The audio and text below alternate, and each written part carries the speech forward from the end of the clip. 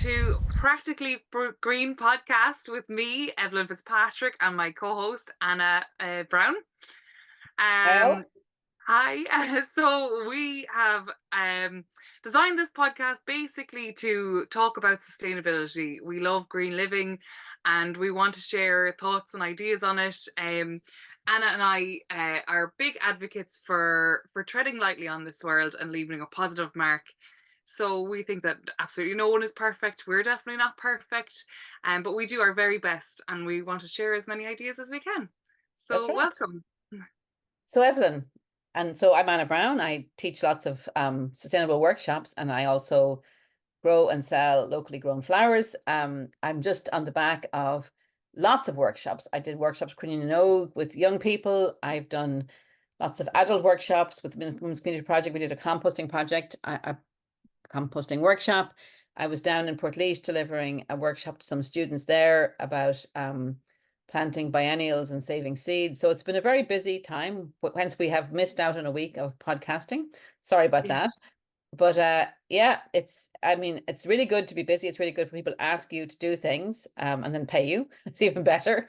Better. So yeah, I feel like um this is for me. I know, Evelyn, you've got your lovely job and you're secure. I guess I'm self-employed still, so there's always a bit of, will I get more work? Will the work all go away? Will nothing come in for July or August or September, or and so on. Yeah, but it's a constant worry. but there are things. Someone actually was on the phone to me today, the biodiversity officer here, looking to book me in for the Heritage Week. It's going to be a wild child event, so Ooh, stay tuned for that. We'll have more about that later. So very good. Oh, I'm delighted for you, Anna.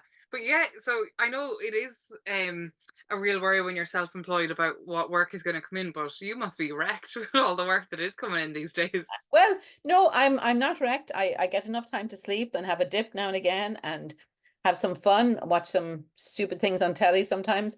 But it Right. is nice. It is nice. And I suppose the more often you do the workshops, the easier it gets. Yeah. So you have a checklist, it's less stressful. And I'm really looking forward to it. Probably it'll be have happened by the time this podcast goes out, but I'm just designing, I was telling you, I was just designing the menu for my edible flowers and herbs workshop. And it's just so much. I love feeding people and I love making food. So just thinking about how I can really bring the herbs and flowers, mostly the herbs for flavor, and then the flowers are more for kind of how it looks. But to Yeah. bring those front and center for people to really, say you can really, knock stuff out with herbs and have amazing flavors and things that, you wouldn't get anywhere in the shops that you can make yourself. Yeah. I just made a kombucha this week that's rhubarb and angelica.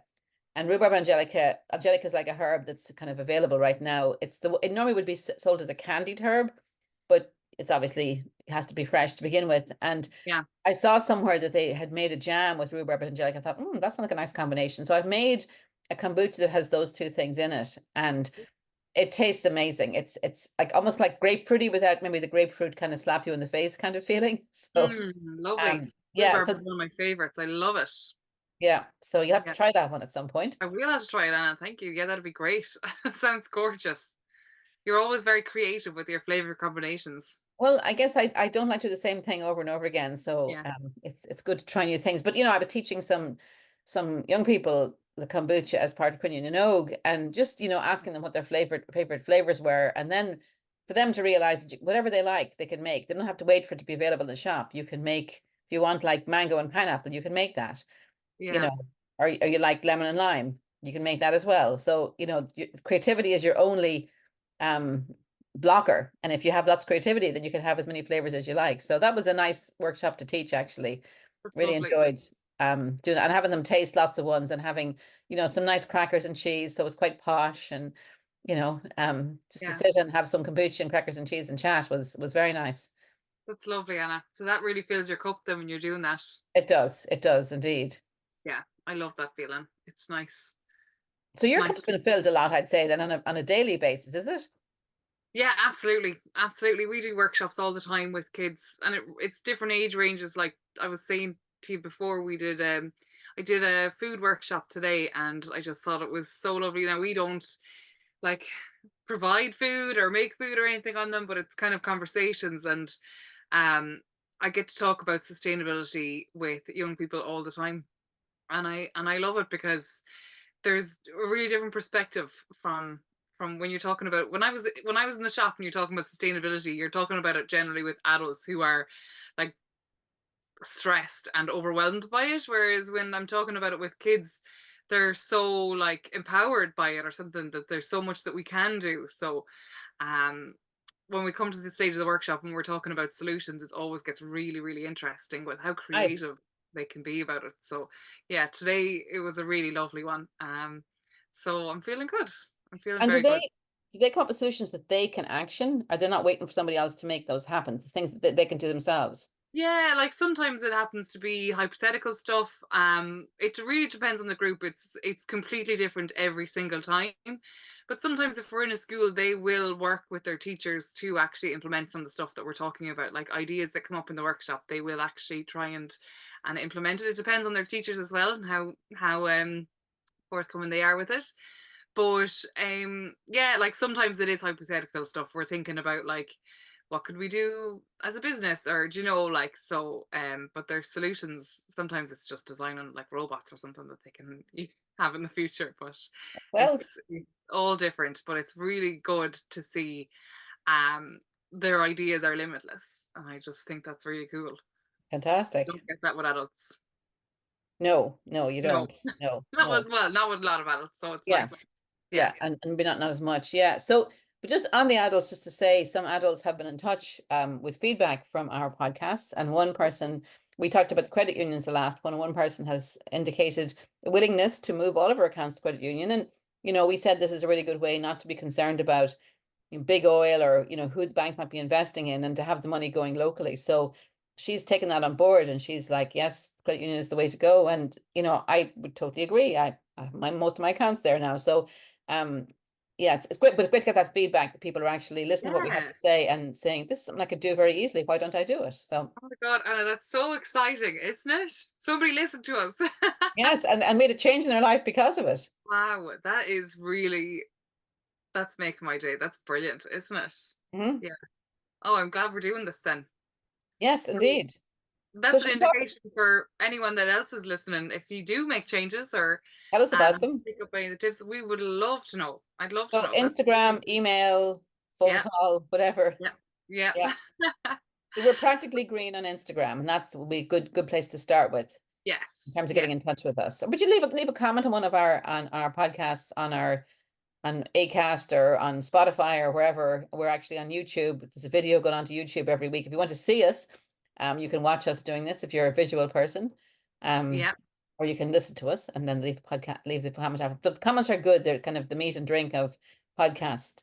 yeah. Um, yeah, So, and we're doing this for the love of it, so it is nice if people share that with us as well. it is. Yeah. Yeah. I was So look, thinking about that. Like, if we got a sponsor, I would be very picky about who I would let sponsor us. I wouldn't, oh, of we're doing this course. for free right now. There's no money. We're not Yeah. looking for money, and we're happy Oh, to do it for free, and it doesn't cost us much other than the time to do it. mhm. Um, but there are people you could see that would be good sponsors that you'd be happy to have, but they're few and far between. Yeah. Oh no, Anna, definitely. Like you have to put your money where your mouth is. Like there's no way that we could get somebody that's not Esso can really sponsor walking the walk. us. Yeah. Oh God, we'll yeah, sponsorship is definitely not on the cards for the minute anyways, but like that's not why we're doing it. No, That's not it's why not. In fact, we're that would in doing some ways make it difficult for us to do it the way we want to if we had yeah, sponsors. So, exactly. yeah, so Exactly. we Yeah. have the freedom. So that's a good thing. Yeah. So should we talk Exactly. about packing tips, Evelyn?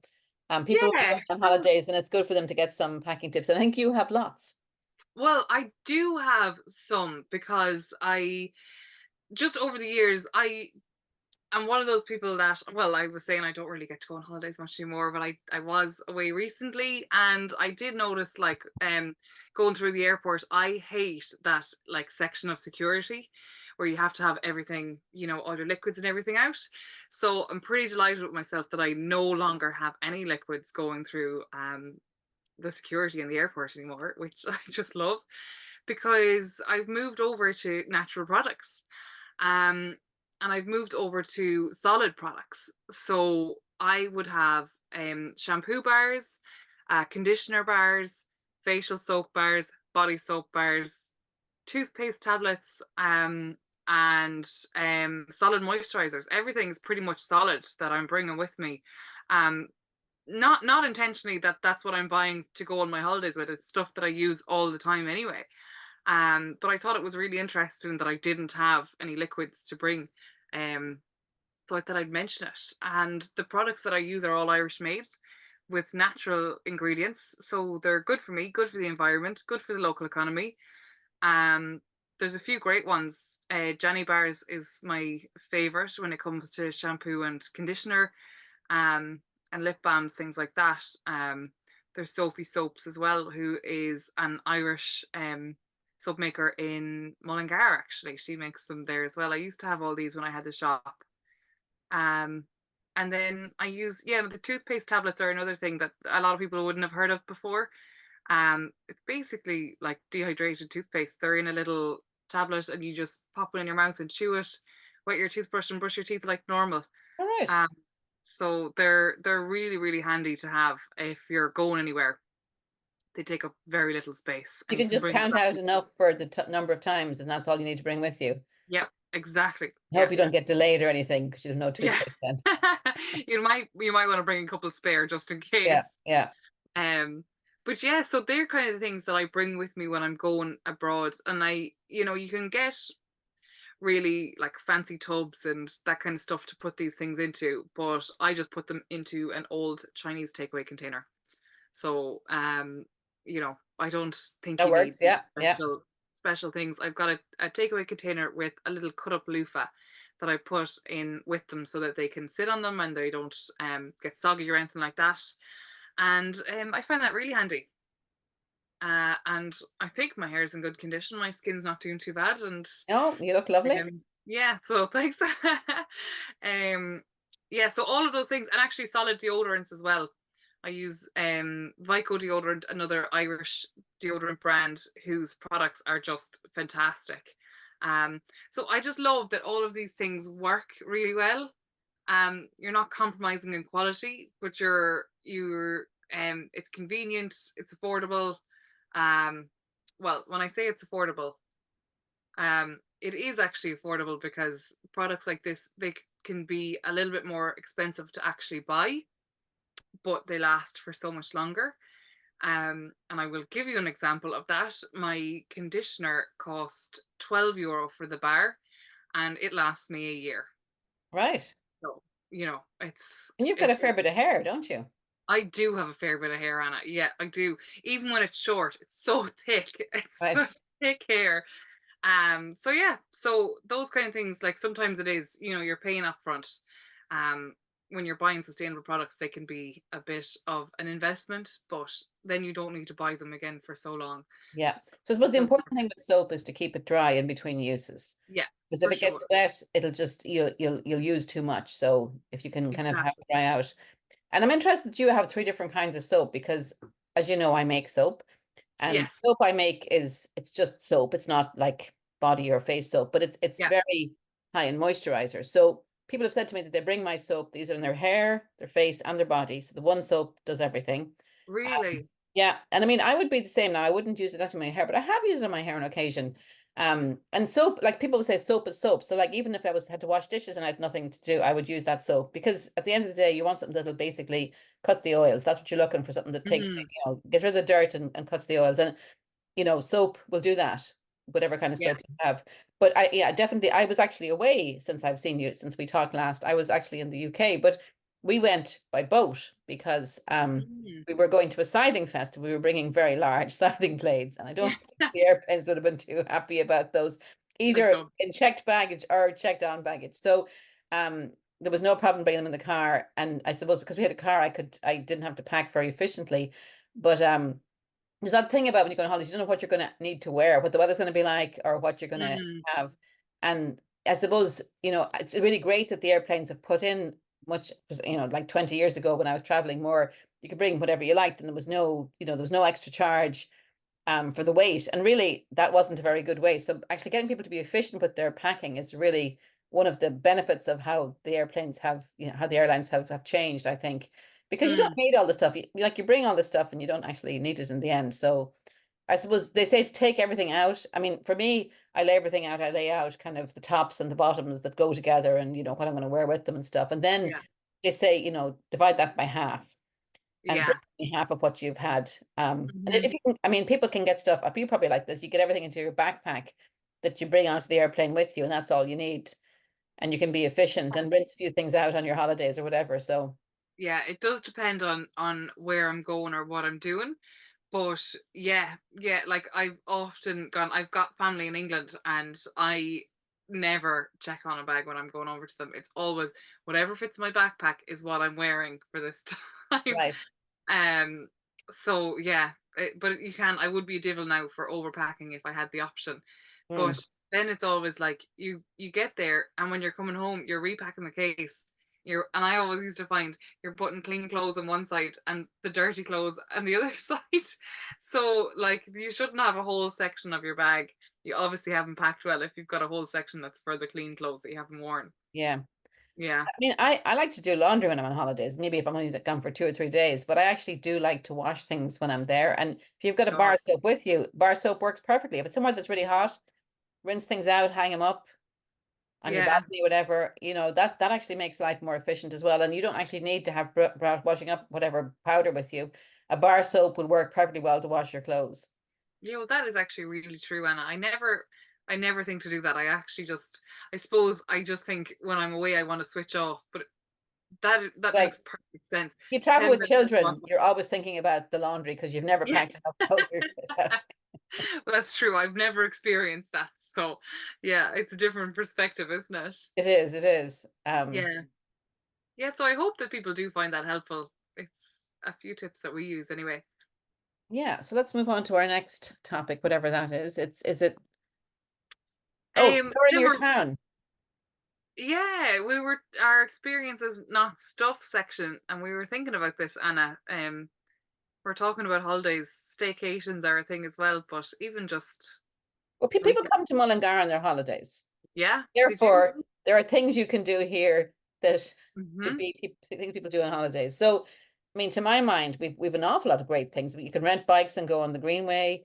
You can rent Yeah. bikes and go on the canal. You can rent bikes. You can go out and rent. I don't know if you can rent paddle boards. There probably is some place you can rent canoes and paddle boards. Actually, you can, can't you?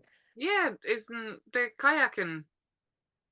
Does Lakelands Kayak do that? I'm not sure if they do Yeah, I rent them. don't know. I'm pretty sure they do actually, Anna. I mean, like I'm gonna Google it. check I that mean, out. not everybody that listens to this lives in Mullingar, but it's always good to think about if you went to Mullingar on a holiday or when you went to your local town on a holiday, what would tourists go to do there? And why Hmm. don't you take a day to do that yourself? Like we went out on the lake. We were trying to go for the solstice, but the solstice was bad weather. So we went the next day. We went out onto Loch Gool with paddleboards. Somebody brought an extra one. We got to give someone a try. We had our canoes. We went out and then we went back to somebody's house for a nice bit of grub afterwards. But yeah, it was a lovely evening. Went out on the lake.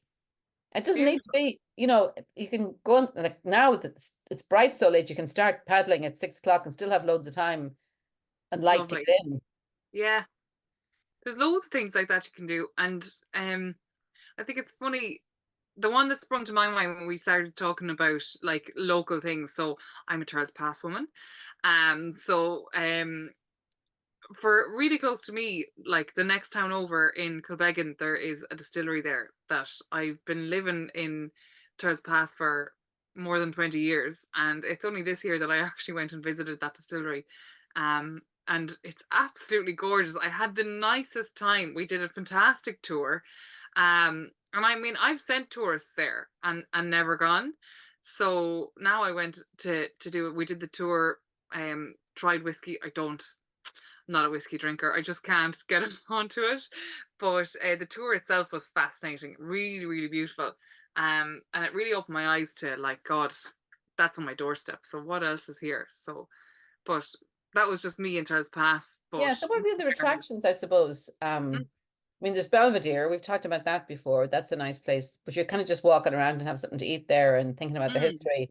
But yeah, you can go yeah, and learn. I mean, you got the internet at your fingertips, at your phone. You can learn about the history and the Jealous Wall. That's quite interesting. yeah. That what else would you I mean, like for me, I'm all about the outdoors, so I'm not going to be Of going course, inside if I can avoid you don't it. want to go inside. Yeah.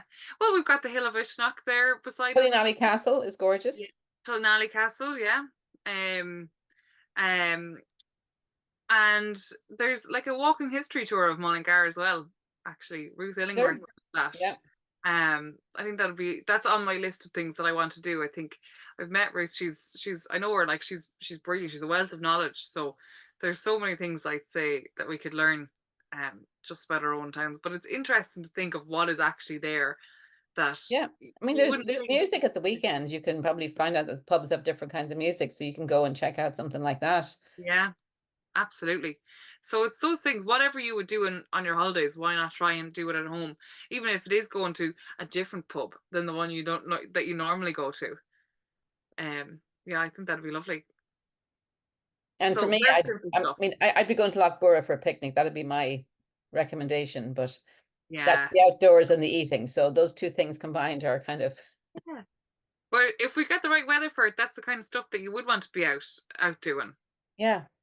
Yeah. So I think that's lovely. So that's like an experience that sometimes they can be totally free. So depends on what you're interested in and what you think the family might like or whatever. But go exploring, guys. Get out there and see what you have on Just your to walk doorstep. around the town and look into places you haven't looked into before and just talk to Mhm. people and ask them what's going on here and stuff. That's quite a good thing to do.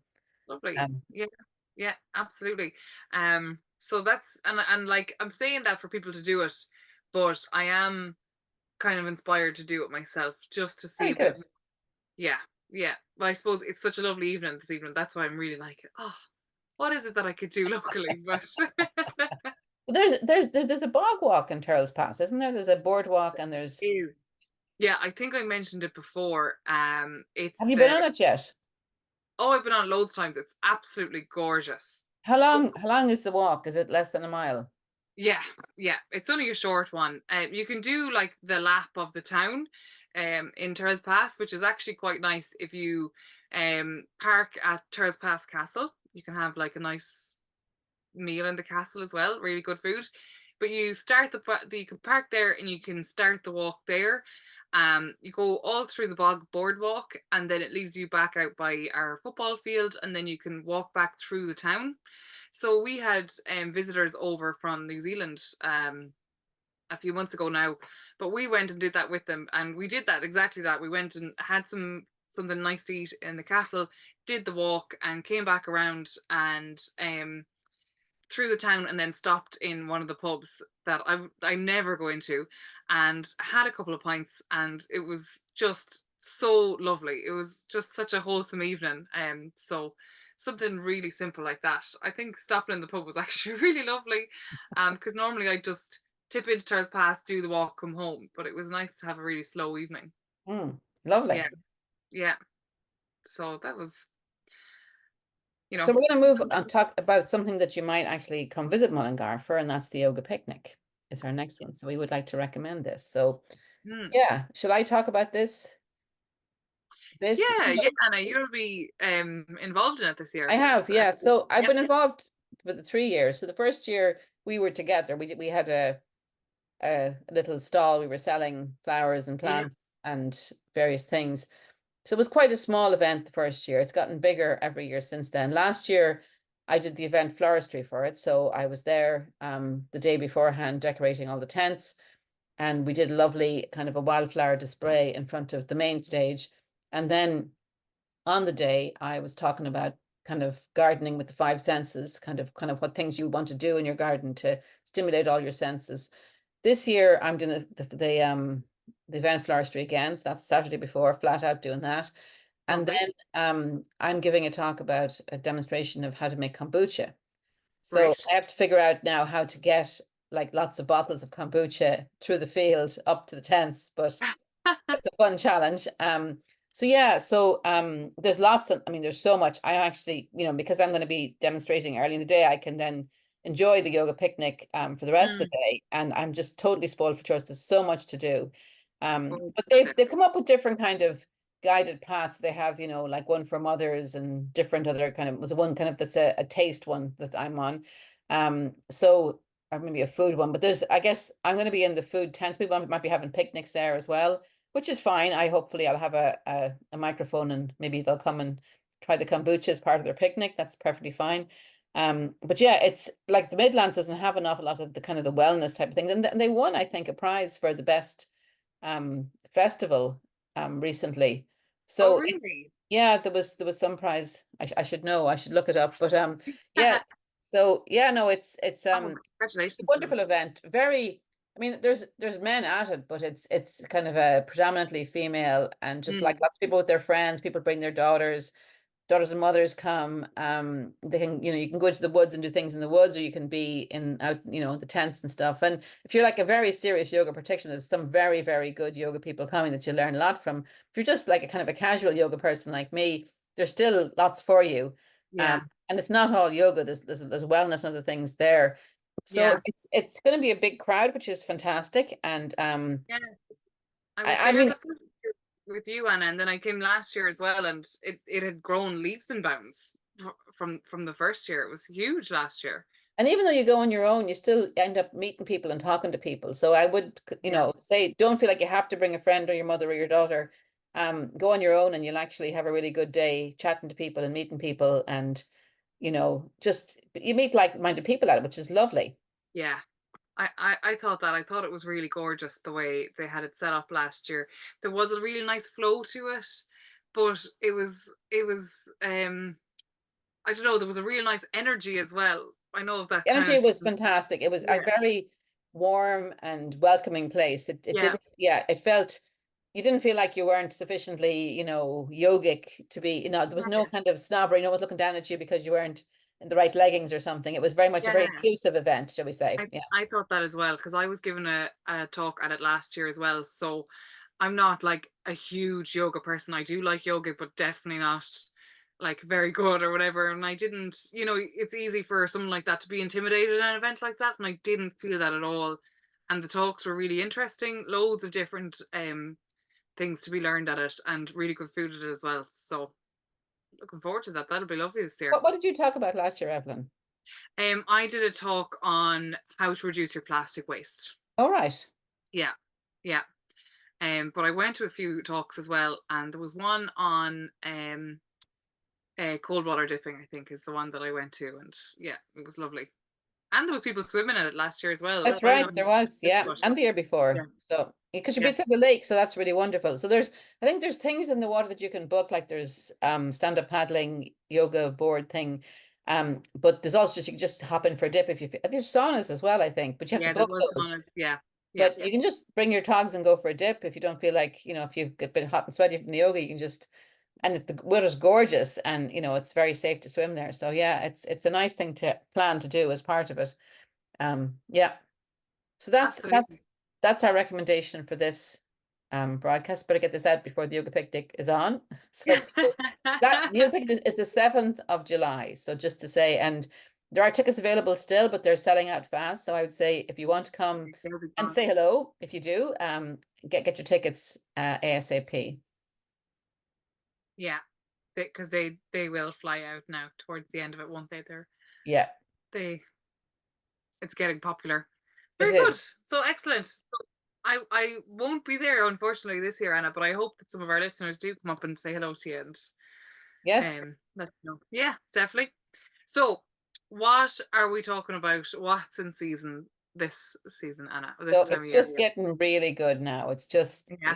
June it's fantastic. So I've loads of flowers in the garden. It's really looking fantastic. But from the food point of view, which is of course very important, Yeah. loads of strawberries. People have strawberries coming out, whatever. If you've grown strawberries, you have loads right now. And because they're saying because it was so wet beforehand, the strawberries taste really good this year. And I have to say the ones I've had that were locally grown have tasted really good. Yeah. Um, so that's one to look out for. I was out picking blackcurrants yesterday. So I have a couple of blackcurrant bushes that are at the front of my house, so they're getting a lot of reflected heat from the footpath and the road. So they are ripe now. Other ones that would be maybe other people maybe wouldn't have them quite as far along, but keep looking out for your blackcurrants to be ready and pick them. I pick them and freeze them, and I pick some underripe ones because I like to make jam, and the underripe ones have more pectin. So you don't have to wait till they're all totally ripe. You better have to pick them with a few kind of, reddish and green ones because that'll actually make a better jam. So that's one of the other fruits that's available. So like black currants, red currants, white currants. Probably if you have Good. summer fruiting raspberries, probably they're not too far off. I only have autumn fruiting ones. They're not really ready yet.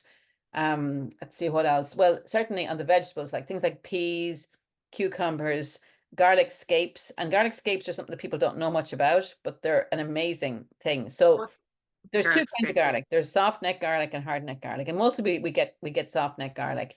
The hard neck garlic puts up this beautiful kind of squiggly, flowery thing. And if you don't cut it off, the energy goes to that and the bulb isn't very big. If you cut it off, you can eat it and it tastes really good and the bulb gets bigger. So it's something, if you have that kind of garlic and you see like this kind of squiggly thing with kind of like that kind of pointed dome on the top of it, like like the ones in Russia where they have the kind of Oh yeah. dome. So you'll see that like it's an Yeah. allium, so that they all look kind of the same, but that's worth cutting off. And I usually make pesto with it. It's nice in a stir fry. It's garlicky, but it's not as strong as your raw garlic. And you can use it raw, or you Yeah. can use it like cut up like it's like a long bean as well, with a lovely garlic flavor. So I'm a bit cracked about the garlic scapes now, I have to say, and I got some today. So I got some actually from a woman who does an honesty box in Castle Pollard. We'll tag her the Haggard. So I did a bit of a trade with her for some lavender I was growing, and she gave me some lovely scapes and strawberries in return. So I'm delighted with that. But she has an honesty box, so you can actually go and buy things from her at her gate. So she's sharing all the lovely food that she has. Um, but yeah, so that was yeah, that's and I suppose what else would there be? Like all the herbs are just fantastic. I mean, we mentioned the Yeah. mayonnaise the last time. I think we mentioned, so I don't know if you tried your egg mayonnaise, but you can actually add lots of herbs to that mayonnaise recipe. So you can add dill and parsley and chives, and then you end up with this amazing kind of green goddess kind of a sauce that's just to die for. So, keep half it Beautiful. for the plain mayonnaise and the other half add your herbs to it, maybe a little bit more lemon juice, and get like something that's really lovely to put your crudités and so forth in. And I don't know, you haven't tried it yet, Evelyn, but when you do try it, you'll be telling me No. this is so easy, I can't believe it.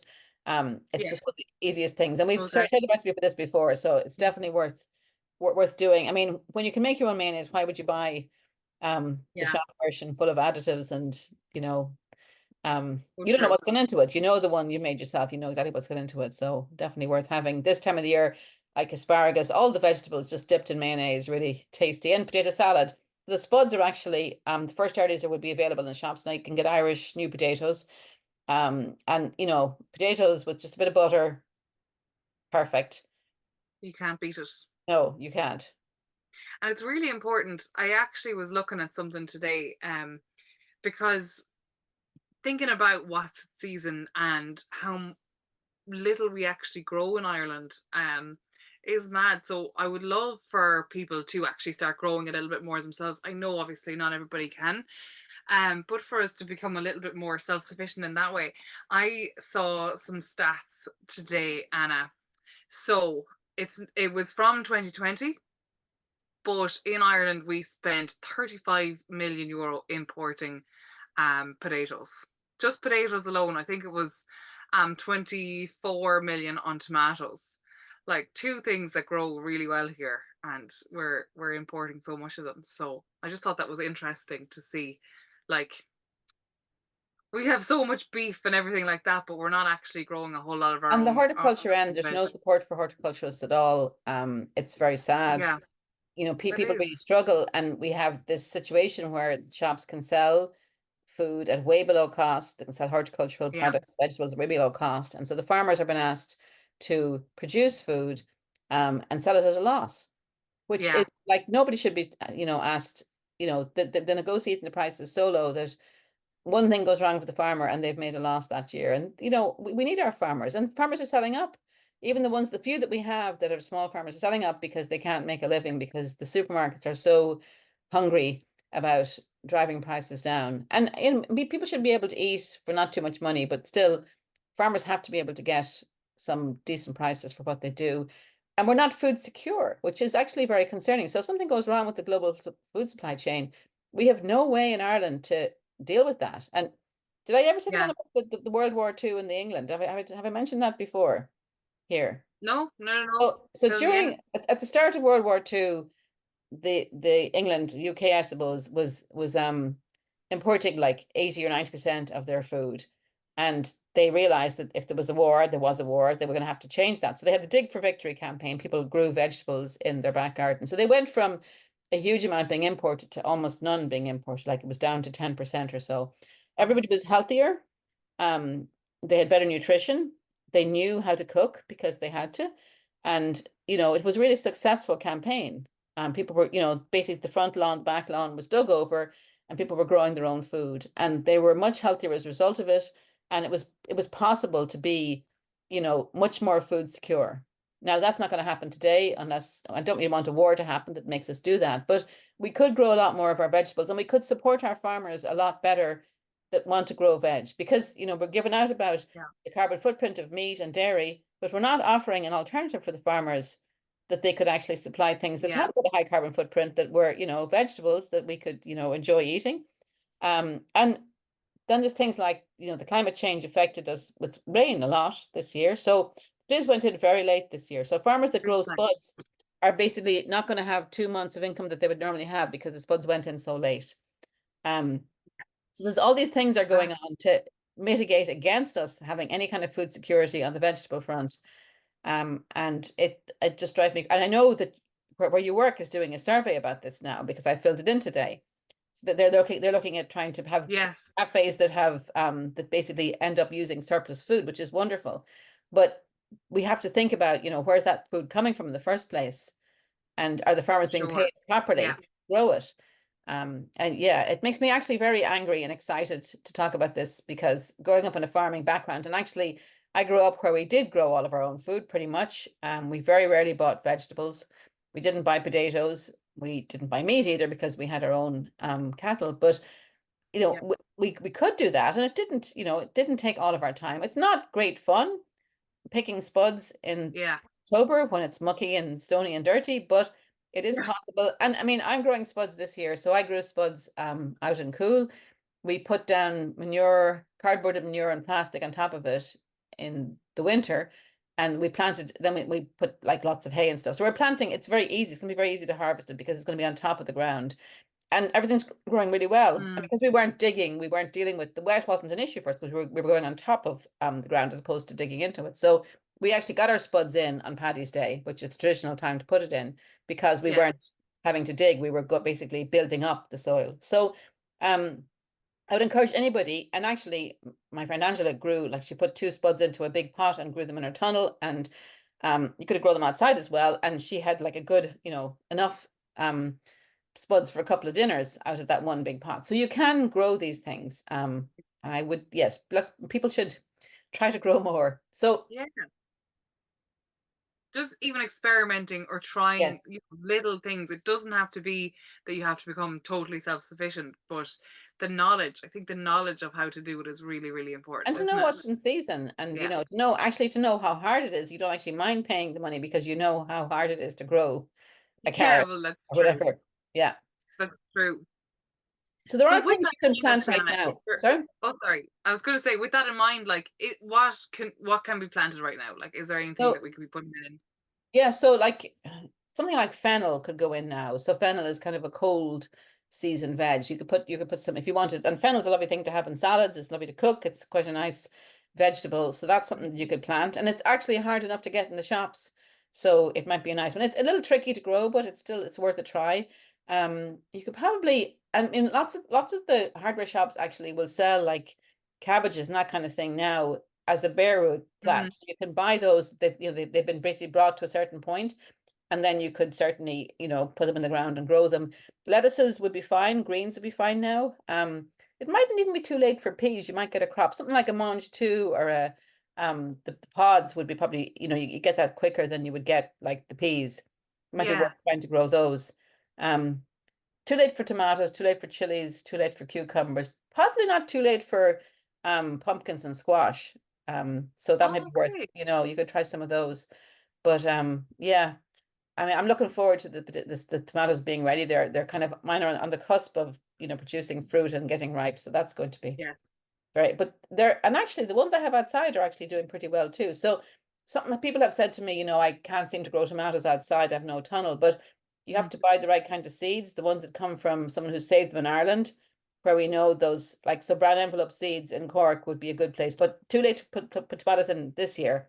Yeah, Next year, get your seeds from a local producer, not from the big companies, because you've no guarantee those seeds will grow well in Ireland. Whereas the ones that come from Cork were saved in Cork, we know that they have grown well in Ireland up to now, so they're definitely worth getting those. brilliant. Great. So hopefully that'll inspire somebody to put on their gardening gloves and get out. Yeah, Yeah, lovely. I think we're kind of covering all the little bits that we wanted to talk about today. yeah, You yeah. right? Anything you want to add? No, I think that's been quite satisfactory. I think Yeah. I've talked myself out now, so just maybe Nice to and say easy. that if people would like to support us, follow us on Instagram. We're Practically Green Yeah. Podcast. Like us, share us, watch us on YouTube, subscribe to our channel, Practically Green Podcast. We're on, if you listen to us on, Apple Podcasts or Spotify, make sure to like us there and give us a good review, if you feel like you're enjoying it. Yeah. But people are listening and we get the feedback. So it's always, I mean, I was at Bloom as well. People were, saying that they were watching my Instagram lives and stuff. So it is nice to get the feedback. People are actually paying attention and Yeah. looking at what we're Absolutely. doing. Yeah, it is. It's really nice. I feel like we're building a little bit of community here. It's lovely. Yeah. That's what we're all about. So we'll Okay, say well, goodbye for tonight. yeah, thank you very much for listening. We really do appreciate it. And we'll see you next week.